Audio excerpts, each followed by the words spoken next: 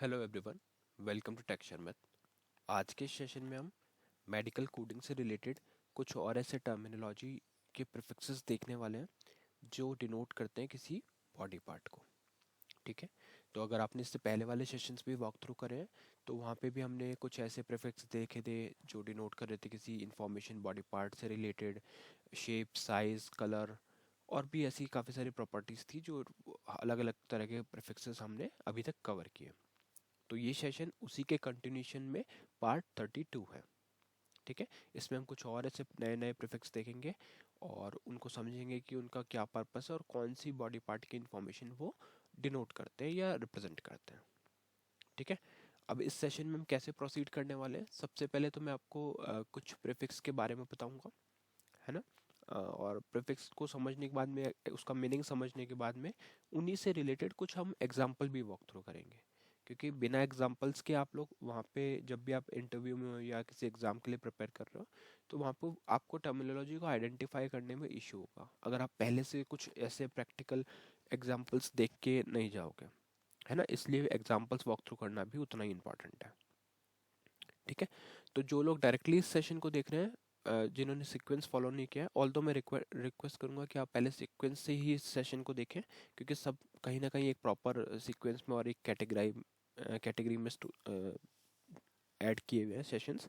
ठीक है, तो बट जो डायरेक्टली इसको देख रहे हैं उनके लिए मैं फिर से एक बार बता देता हूँ कि प्रीफिक्स क्या होता है। प्रीफिक्स एक ऐसा वर्ड होता है जो किसी भी मेडिकल टर्मिनोलॉजी की स्टार्टिंग में लगा हुआ होता है और वहाँ से कोई ना कोई इन्फॉर्मेशन प्रोवाइड करता है। वो इन्फॉर्मेशन हो सकती है शेप, साइज, कलर से रिलेटेड और बॉडी पार्ट से रिलेटेड, या कोई भी एक कैटेगरी आप पिक कर सकते हो जो अभी तक हमने देखी है, उनको अगर डिनोट करे, उनकी कोई इन्फॉर्मेशन प्रोवाइड करे, तो उस वर्ड को जो इनिशियल पार्ट पे लगा हुआ है किसी भी टर्मिनोलॉजी के, तो उसको हम बोलेंगे मेडिकल प्रीफिक्स।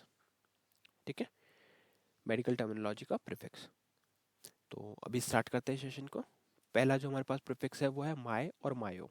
माय और मायो, जिसको हम यूज करते हैं डिनोट करने के लिए मसल को। अब आप में से कुछ लोगों का क्वेश्चन होगा कि मसल से रिलेटेड हम ऑलरेडी एक प्रीफिक्स देख चुके हैं पहले वाले सेशंस में। तो हाँ, वो करेक्ट है, बट मैंने आपको एक चीज़ और बताया था कि जब भी हम किसी प्रीफिक्स को पढ़ेंगे तो उसका ऑल्टरनेटिव प्रीफिक्स भी अवेलेबल मिलेगा, है ना। कुछ कुछ प्रीफिक्स ऐसे हैं जो आपको काफ़ी सारे उसके ऑल्टरनेटिव भी मिलेंगे, तो उस केस में हमें सबके बारे में पता होना चाहिए, क्योंकि अगर आपको सबके बारे में नहीं पता है तो फिर आप वो आइडेंटिफाई नहीं कर पाओगे कि इस टर्मिनोलॉजी का पर्पस क्या है। ठीक है, तो उसी तरह से मसल्स का भी एक और हमने प्रीफिक्स आज देख रहे हैं जो है माय या मायो। ठीक है, जहाँ भी आपको माय या मायो से रिलेटेड कोई भी टर्मिनोलॉजी दिखती है तो वो कहीं ना कहीं मसल से ही रिलेटेड होगी।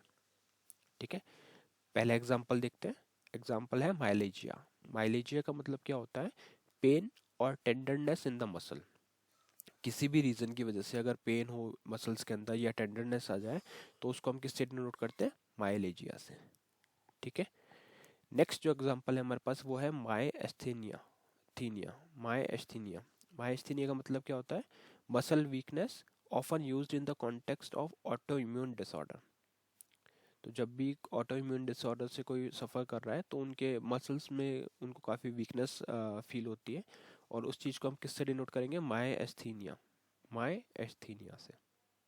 ठीक है, तो अब ये सारे एग्जांपल्स अगर हम देख रहे हैं तो सब में स्टार्टिंग किससे हो रही है? माय से। तो माय क्या रिप्रेजेंट कर रहा है? मसल को। ठीक है, तो माय यहाँ पे प्रीफिक्स हो गया, और कंप्लीट टर्मिनोलॉजी क्या होगा? माइलेजिया एक कंप्लीट टर्मिनोलॉजी है, माय एस्थीनिया एक कंप्लीट टर्मिनोलॉजी है। उसी तरह से थर्ड एग्जांपल अगर देखें तो वो है माय एक्टमी। माय एक्टमी का मतलब क्या हो गया? Surgical removal of a portion of a muscle. कोई भी मेडिकल रीजंस के कारण अगर सर्जिकल रिमूवल किया जाता है किसी भी मसल्स के पोर्शन का, तो उसको हम डिनोट करेंगे माय एक्टमी से। एक्टमी वर्ड हमेशा सर्जिकल रिमूवल के लिए ही आता है।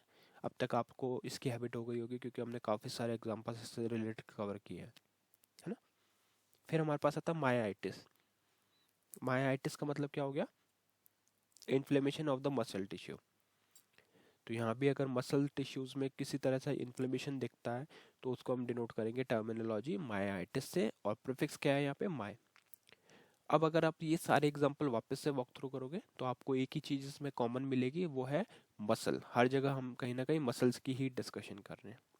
ठीक है, तो इस तरह से आपको पता होना चाहिए माय और मायो एक प्रीफिक्स है, और जहाँ भी आपको ये यूज़ करा हुआ देखिए किसी टर्मिनोलॉजी के साथ में, उसका मतलब है कि वहाँ पे डिस्कशन किसके अराउंड है, मसल के अराउंड है। मसल के और भी ऐसे प्रीफिक्स मिल जाएंगे आपको, बट ये भी पता होना चाहिए आपको, ठीक है, ये ऑल्टरनेटिव भी है उसके। नेक्स्ट एग्जांपल जो है हमारे पास वो है मायल और मायलू। मायल या फिर मायलू, ये किस लिए यूज होता है, ये यूज होता है स्पाइनल कॉर्ड के लिए या फिर बोन मैरो के लिए, ठीक है। दोनों केस में इसको यूज किया जाता है, स्पाइनल कॉर्ड या आप बोलो बोन मैरो, ठीक है, मायल या फिर मायलो। एग्जांपल्स देखते हैं। पहला एग्जांपल है मायलाइटिस। मायलाइटिस, मायलाइटिस का मतलब क्या होगा, inflammation of the spinal cord.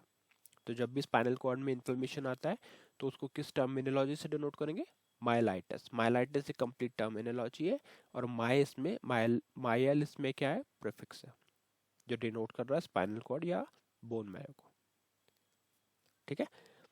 फिर हमारे पास आता है मायोलोग्राफी। मायोलोग्राफी का मतलब क्या हो गया, radiography examination of the spinal cord after injection of contrast medium. Radiographic examination of the spinal cord after injection of a contrast medium. तो उसको हम किससे डिनोट करेंगे, उसको हम डिनोट करेंगे मायलोग्राफी, ठीक है। थर्ड जो एग्जांपल है हमारे पास वो होता है मायोलोमा। मायोलोमा क्या होता है, एक ट्यूमर होता है, a tumour of the bone marrow. Bone marrow में अगर कोई ट्यूमर प्रोड्यूस हो जाए तो उसको हम किस टर्मिनोलॉजी से डिनोट करेंगे, मायोलोमा, मायोलोमा, ओके। और यहाँ पे जो प्रीफिक्स है वो है मायल, ठीक है। लाइकवाइज अगर आप फोर्थ एग्जांपल देखोगे जो है मायलोपैथी। मायलोपैथी का मतलब क्या हो गया, एनी डिसऑर्डर और disease of the spinal cord. कोई भी डिसऑर्डर हो स्पाइनल कॉर्ड में या कोई भी डिजीज हो स्पाइनल कॉर्ड में, तो उसको हम डिनोट करते हैं टर्मिनोलॉजी मायलोपैथी से, मायलोपैथी से, ठीक है। अब इन सब एग्जांपल्स को अगर आप फिर से वॉक थ्रू करोगे तो आपको एक ही इसमें चीज कॉमन मिलेगी, जो है स्पाइनल कॉर्ड या फिर बोन मैरो। हर जगह पे स्पाइनल कॉर्ड या फिर बोन मैरो का ही डिस्कशन हो रहा है, और उसको डिनोट करने के लिए हम क्या यूज करते हैं, मायल या फिर मायलो प्रीफिक्स, ठीक है। तो अभी तक हमने दो प्रीफिक्स डिस्कस किए, मायो और मायो। माय और मायो जो मसल्स के लिए होता है, फिर हमने देखा मायल और मायलो जो होता है स्पाइनल कॉर्ड या बोन मैरो के लिए। नेक्स्ट जो हमारे पास प्रीफिक्स है वो है नेफ्र और नेफ्रो। नेफ्रो और नेफ्रो जो यूज होता है किडनी को प्रेजेंट करने के लिए। तो जहाँ भी डिस्कशन किडनी के अराउंड होगा वहाँ पे आपको दो प्रीफिक्स मिल सकते हैं, और भी प्रीफिक्स हो सकते हैं ऑल्टरनेटिव, बट अभी हम दो के बारे में पढ़ रहे हैं जो है नेफर और नेफ्रो। एग्जाम्पल, पहला एग्जाम्पल है हमारे पास नेफ्राइटिस। नेफ्राइटिस का मतलब क्या हो गया, inflammation of the kidneys. Nephritis मतलब इन्फ्लेमेशन ऑफ द किडनीज।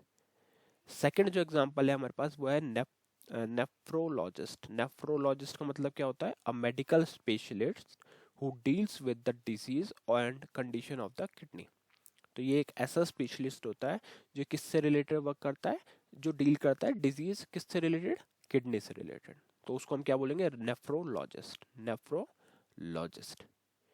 फिर हमारे पास आता है नेफ्रेक्टोमी। नेफ्रेक्टोमी का मतलब क्या हो गया, surgical removal of a kidney. Nephrectomy मतलब surgical removal of the kidney, तो उसको हम डिनोट करेंगे नेफ्रेक्टोमी से। एक्टोमी फिर से वही एक्टोमी, अब आपको इतने सारे हमने एग्जांपल करे, उसका बेनिफिट देखो क्या हो गया कि अब आपको एक्टोमी वर्ड देखते ही समझ में आ गया। तो अभी तक तो हमने ये पढ़ा ही नहीं है ना, सफिक्स हमने नहीं पढ़े, हम तो प्रीफिक्स से पढ़ रहे हैं, बट फिर भी इतने एग्जाम्पल्स कवर करने के बाद हमारे को अब एक आइडिया है कि एक्टमी वर्ड जहाँ आ रहा है वो कहीं ना कहीं सर्जिकल रिमूवल हो रहा है उसमें। तो ऐसे प्रैक्टिस हो रही है अब आपकी किसी भी कोडिंग से रिलेटेड जॉब के लिए या किसी भी एग्जाम के लिए, है ना। इसीलिए हम बार बार एग्जाम्पल्स कवर कर रहे हैं, क्योंकि रिपीटिशन से ही आपको ये चीजें लर्न होगी, ठीक है। अब नेक्स्ट एग्जाम्पल देखते हैं। नेक्स्ट एग्जाम्पल है हमारे पास नेफ्रोलिथासिस। नेफ्रोलिथासिस उसका मतलब क्या हो गया, formation of the kidney stones.